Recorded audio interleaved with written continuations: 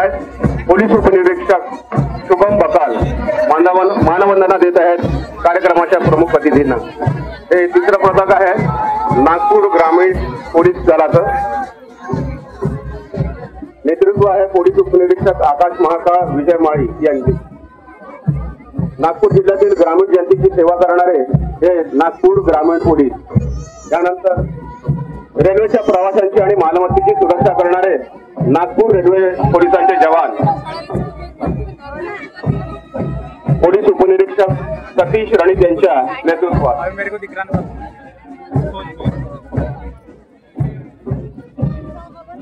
यानंतर आहे नागपूर शहर महिला पोलीस, नेतृत्व करतायत पोलीस उपनिरीक्षक क्रांती मारुती पवार आणि नेहा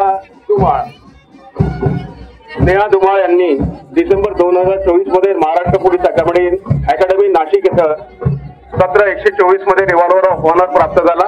तसंच दीक्षांत समारोहाच्या परेड कमांडरची भूमिका त्यांनी निभावली। हे त्यानंतरचं पथक आहे नागपूर वाहतूक पोलिसांचं, नेतृत्व करतायत पोलीस उपनिरीक्षक कृष्णा केबळे। यानंतरचं पथक आहे नागेश्वरराव आणि रमेश धुमाळ यांच्या नेतृत्वात गृहरक्षक पुरुष दल।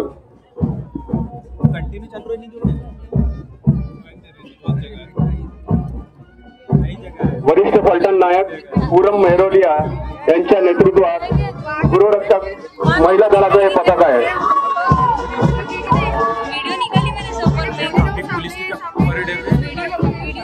संरक्षण आहे, खलनिग्रहण आहे, ब्रजवाक्य घेऊन समाजसेवेसाठी तत्पर असलेले हे जवान सन्माननीय अतिथींना मानवंदना देत आहेत।